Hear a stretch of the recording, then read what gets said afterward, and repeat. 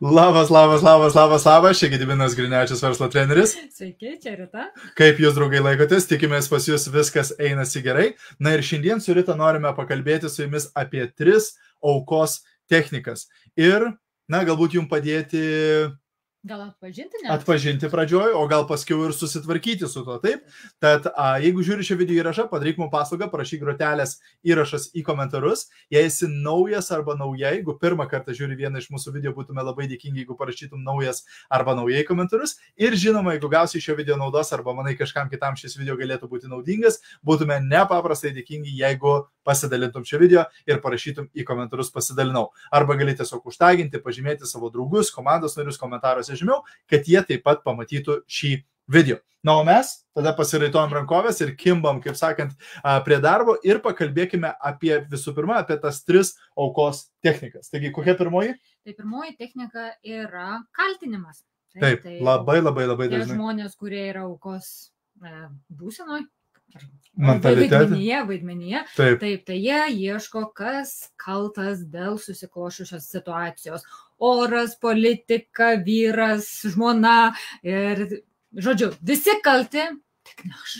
Tikrai taip. Ar esate pastebėję tai? Galbūt patys esate buvę toj roliai, o galbūt esate sutikę tokių žmonių, kurie nuolatos viską ir visus kaltina ir visi kalti dėl jų sunkaus gyvenimo, dėl blogos situacijos, dėl taip toliau, taip, išskyrus juos. Jie, aišku, yra šventieji, jie yra angelai, jie nieko blogo nedaro, taip, visi kiti, taip. Visi blogi. Tai pirmas ženklas, būtent skiriamasis pirmoji technika, kurią aukos mentalitetą turintys žmonės naudoja, tai yra kaltinti. Jie kaltina visus ir viską, ką tik tai įmanoma, taip, dėl būtent savo nepasisekimų ir panašiai.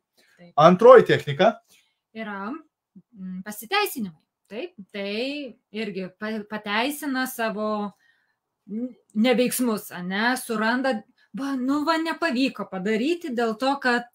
Taip, dėl to, kad vėlgi oras blogas buvo, dėl to, kad kažkas sutrukdė, dėl to, kad kažkas privertė ir panašiai. Taip, žadintuvas nenuskambėjo, šuo suvalgė mano namų darbus, ar panašiai. Taip, reiškia nuolatiniai pasiteisinimai. Taip, dėl ko man nesiseka, dėl ko aš negaunu rezultato, dėl ko aš vėluoju, dėl ko aš nepadariau, ką reikėjo padaryti, visą laiką bus pasiteisinimas. Taip. Tai vėlgi pagal tai mes galime atpažinti žmonės, kurie yra aukos būsenoje. Na ir tada trečioji technika yra... Ir dabar už complain. Skundai. Taip, skundžiasi. Skundimasis, taip, vėlgi nuolatinis skundimasis. Taip, skundimasis, kaip blogai, kaip negerai, kaip tas negerai, kaip anas negerai, taip toliau, koks tas blogas žmogus, koks tas ir panašiai. Taip, nuolatinis skundimasis. Tai šitie 3 dalykai, kaltinimas, pasiteisinimai ir skundimasis yra 3 aukos technikos. Ir kol žmogus naudoja šitas 3 technikas, tol jisai arba jinai išlieka aukos būsena. Taip, ir mes žinome, kad aukos būsena yra labai nepavydėtina dėl to, kad jinai atima visą galią iš tavęs. Taip, bet dar pakalbėsime, kaip tą gali atgauti. Bet būtent ką kaltinimas, pasiteisinimai ir skundimasis daro, tai jie yra kaip kas? Kaip vaistai nuo skausmo. Taip, kaip nuskausminamieji.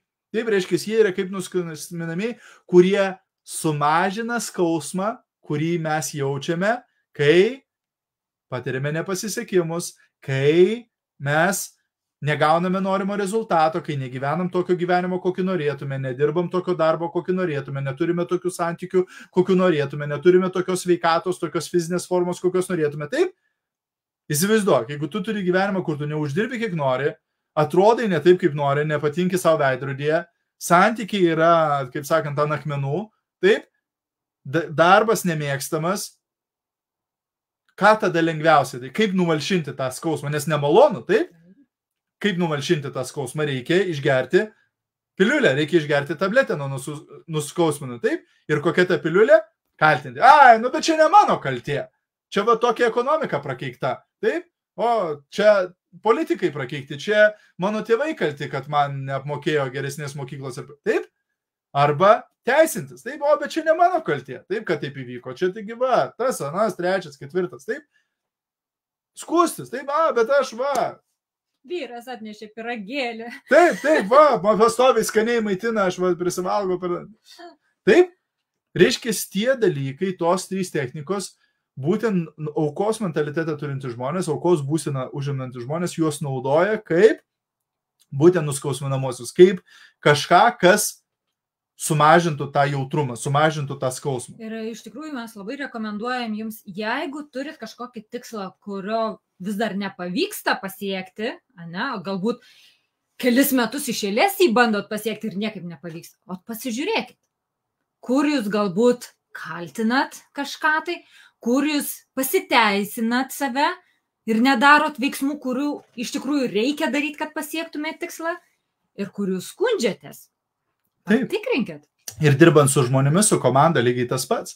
Kai bendrauji su komandos nariu, klausyk, ką tas žmogus sako. Taip, kai sako, skaityk tarp eilučių. Taip, išgirsk, ar tas žmogus kaltina, ar tas žmogus teisinasi ir ar tas žmogus skundžiasi. Nes jeigu tuos 3 dalykus naudoji, tu turi sakyti, ei, stop, nežinau, ar tu žinai, bet va tai, ką tu ką tik pasakai, čia yra kaltinimas. Tai, ką tu ką tik pasakai, čia yra pasiteisinimas. Ir tik aukos rolę turinti žmonės šitus dalykus naudoja. Ar tu nori būti aukos rolėje? Ne, nenoriu. Tada reikia kažką keisti. Taip? Tad ką mes galim keisti? Taip? Nes mes juk nenorime ir toliau, nes aukos būsenoje būnantys žmonės ką daro?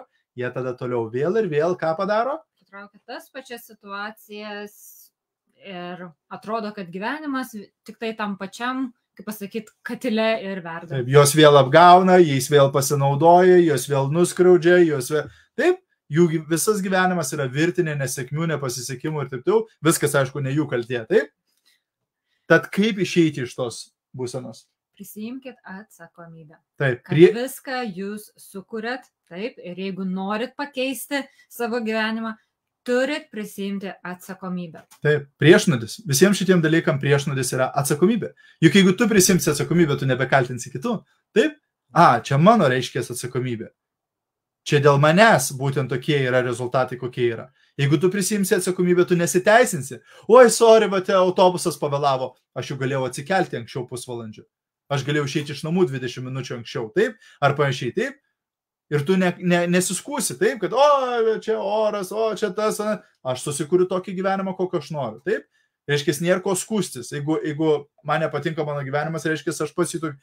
Kai mes prisijimam atsakomybę, kaip tik atgauname tą galę kažką pakeisti. Dabar tu esi kontrolė, taip? Kai sako, jeigu tavo gyvenimas yra autobusas, ar tu esi keleivio sėdynėje ir važiuoji, kur tas autobusas važiuoja, ar tu esi vairuotojo sėdynėje ir tu vairuoji tą autobusą, kur tu nori. Man labai patinka šitą metaforą. Taip? Labai patinka. Tai viena beje iš pirmųjų metaforų, kurią aš išgirdau, kai pradėjau eiti saviugdos keliu ir manęs to paklausė mano kaučerė ir sako, Rita, tai ir tu keleivis, ar tu autobuso vairuotojas? Tai tikrai. Tikrai taip. Ir būtent tokiu būdu, kai mes prisimame tą atsakomybę, tada mes prisimame atsakomybę už savo uždarbį, už savo fizinę formą, už savo sveikatą, už savo santykius, už savo rezultatus versle ir panašiai. Taip, nebelieka ką kaltinti. Taip, ir tai yra, kai pradžiai gali būti labai nemaloni situacija, labai nemaloni pozicija būti. Taip, dabar nebeturiu ką kaltinti, dabar neturiu ko skūstis, dabar neturiu kaip pasiteisinti, nes viskas mano atsakomybė. Bingo! Bet taip pat viskas dabar yra tavo kontrolė. Taip? Ir jeigu prisimi tą atsakomybę, tada tu tikriausiai nori keisti. Ir jeigu eina kalba apie verslą, pavyzdžiui, jeigu tu prisimi atsakomybę už savo verslą ir už savo rezultatus ir nustoji kaltinti kompaniją, produktą, lyderius, komandą, socialinę mediją, orą ir dar kažką, tada tikriausiai reikia išmokti strategijas, kurios tau padėtų gauti norimus rezultatus, kai jau tu nori kažką keisti. Taip? Ir tos strategijos, žinoma, yra naujojoje knygoje Tinklinės rinkodaros vadovas. Čia sudėjau 14 metų būtent verslo patirtį, strategijas, įrankius, idėjas, būtent su užduotim, su pažingsniui, kaip, ką daryti, kai jau tu prisiemi atsakomybę, sakai, okei, mano verslo rezultatai yra mano atsakomybė, tada keliauji ir pradedi tai panaudoti. Tai yra kaip pratybos, kaip vadovėlis, kurio tu galėsi naudotis, tai yra tavo žemėlapis į pirmąjį 1000 eurų tinklinio marketingo versle. Taip, jeigu dar neuždirbi 1000 per mėnesį, šita knyga tikrai gali tau padėti pradėti judėti tą linkme ir vieną dieną būtent gauti tos rezultatus. Jeigu dar neturi savo kopijos, paspausk nuorodą šio video aprašyme, ten rasi visą informaciją. O ir žinoma, jeigu norėtum giliau padirbėti su savo būtent mąstysena, su savo įpročiais, su savo pasąmonė, tada labai kviečiame į kursą internetu gyvenimo transformacija, tai yra 6 mėnesių kursas, kuris startuoja rugsėjo pradžioje, kur mes dirbame 6 mėnesius, kad perprogramuotume savo pasąmonę, kad perauklėtume save ir pakeistume savo blogus įpročius į gerus įpročius ir kad pradėtume realizuoti savo tikslus būtent taip, kaip mes norime, kad pradėtume gauti tokį gyvenimą, kokio mes norime, tokią sveikatą, kokios norime, tokius santykius, kokių norime, tokį uždarbį, kokio norime ir panašiai. Taip, vietoj to, kad skūstumėmės, kaltintumėmės ir teisintumėmės, mes pradedam kurti savo gyvenimą. Mes paimam būtent savo gyvenimo vadželės, dėl to ir vadinasi gyvenimo transformacija, nes realiai mes transformuojame patys savo gyvenimą tokiu būdu. Tai vėlgi, jeigu paspausiu nuorodą šio video aprašyme, ten rasi visą informaciją. Visą informaciją ir pasidalinimus, atsiliepimus iš pernai metų kurso dalyvių ir išduosiu jums paslaptį. Penktadienį sužinosit kokią dar vieną svajonę, mes įgyvendinam tikslą. Ai, nu gerai.